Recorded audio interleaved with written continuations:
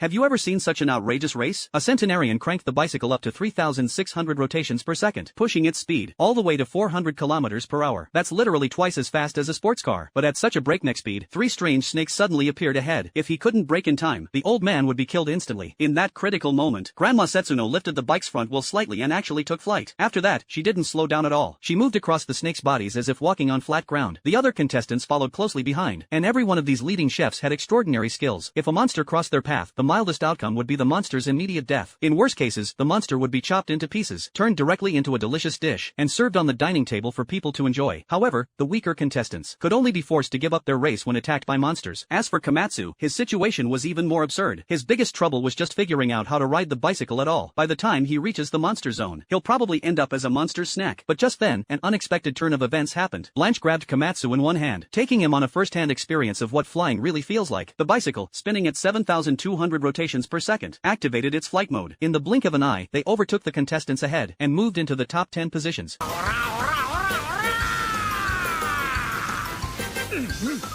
Seeing how powerful Blanche was, everyone gave it their all. The bald man even secreted all the oil from his body, quickly injecting it into the rear wheel of his bike to make the vehicle run more smoothly. But against a human engine like Blanche, all these efforts were in vain. With a single burst of speed, Blanche reached the other side of the stone bridge and even pulled off a fancy drifting slide. Glancing at the contestants struggling to pedal behind him, he picked his nose casually, then suddenly slipped and accidentally stepped and broke the stone bridge. Staring at the broken bridge, the other contestants all accused Blanche of his shameless act, but Blanche didn't care at all. He carried Komatsu and kept moving forward. Meanwhile, the top three racers in the competition, including Setsuno, had already entered the second stage of the race, the 100-kilometer sprint. The three of them fought fiercely for the lead, their legs spinning like flaming wheels. You'd never guessed they were centenarians. Soon, the three reached the area just before the finish line, entering the final sprint phase. Who would take first place in the end?